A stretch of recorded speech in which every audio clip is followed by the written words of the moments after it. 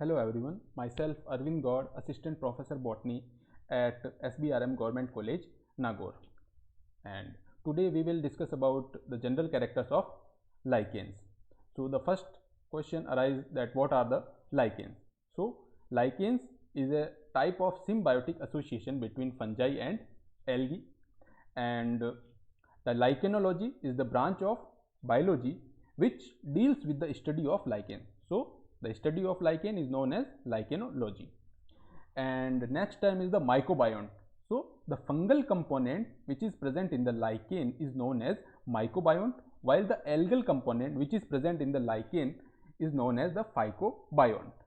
So in this point the definition of symbiosis is given, and this definition was given by D. Berry. So according to this definition, the association or interactions of organisms where both components, or we can say the both partners, are mutually benefited with each other. So this type of association is known as the symbiotic association.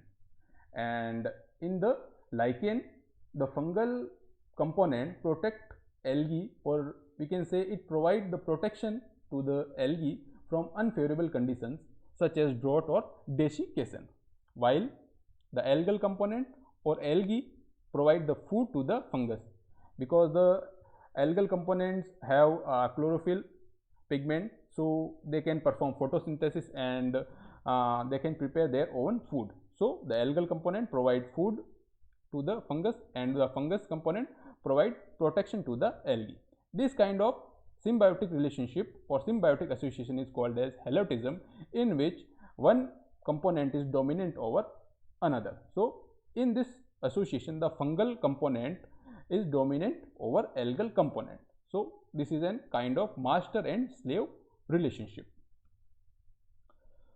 So in the lichens, the fungal component is more prominent than algal components, and the plant body of lichen is different from algal and fungal morphology. The Theophrastus is the person who used the term lichen for the first time to denote the superficial growth on the tree barks, and these lichens are included in the cryptogames.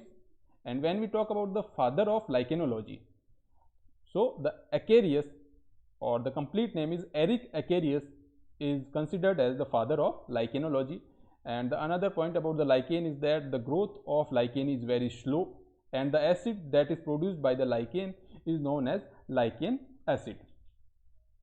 In this slide, some examples of lichens are given, such as Cladonia regniferina. This is commonly known as reindeer moss, and it grows luxuriously or abundantly in the tundra regions. And when we talk about the India, so in India the lichens are mostly found in the Himalayan region or in the higher hills of South India. So in India, lichens are mainly present in the Himalayan region and in South India, where the higher hills are present. So and lichens are highly pigmented. It means the pigmentation is present in the lichen, and they can be of various colors such as green, blue, yellow, orange, reddish, or some lichens may be white.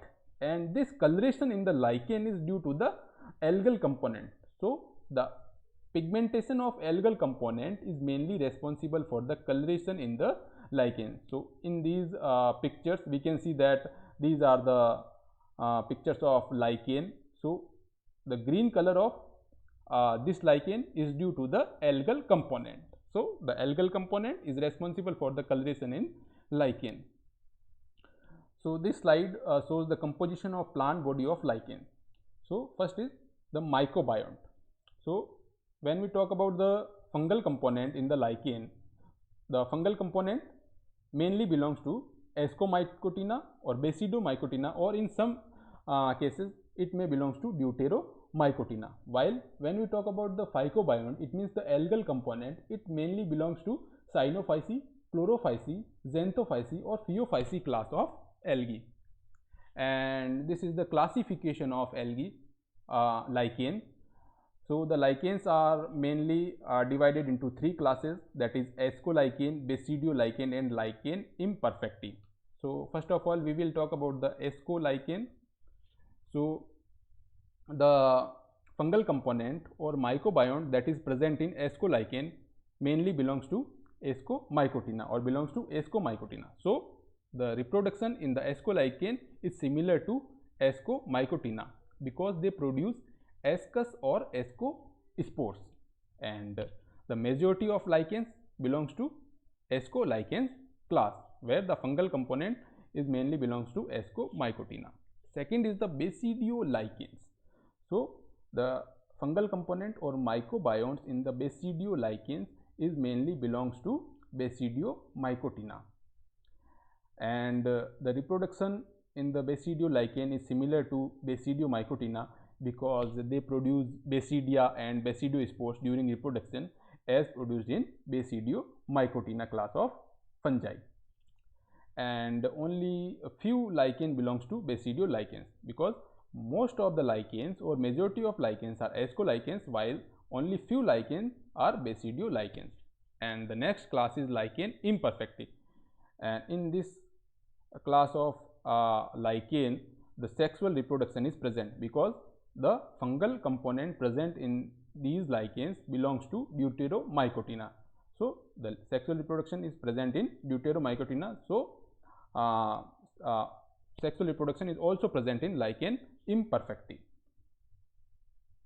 This slide shows the diversity in thallus morphology. It means the lichens can be divided into three types on the basis of thallus morphology, that is crustose lichen, foliose lichen and fructicose lichen. So first of all we will discuss about the crustose lichen. It is also known as crustaceous lichen. So these crustose lichens have flattened thallus and they are closely attached to the substratum, and the substratum may be the rock, soil or the bark of any tree, and the thallus of these crustose lichen may be partially or completely embedded in the substratum. The example of these crustose lichen is Graphis, Lichenora and Lasidia. So these are the pictures of crustose lichen in which we can see that the thallus of these lichen is flattened. Next is the foliose lichen.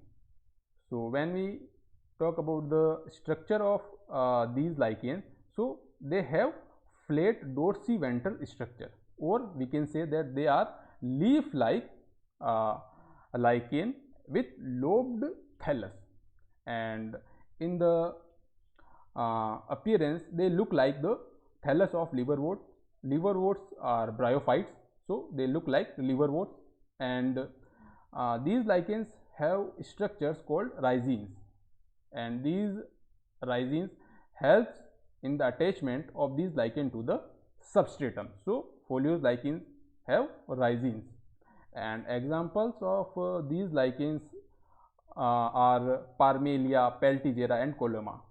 So these are the pictures of some lichens which are foliose lichens. Next is the fructicose lichens. So when we talk about the structure of these lichens, so they are shrub-like lichen. They may be cylindrical or they have branched thallus, and they grow or hang from the substratum, or we can say that they are present in hanging conditions, and they are attached with the substratum with the help of mucilaginous disc. And the examples of these lichens are Cladonia and Usnea. So these are the pictures of fructicose lichens in which we can see that these lichens have shrub-like structure. So these are the general characters of lichen. Thank you.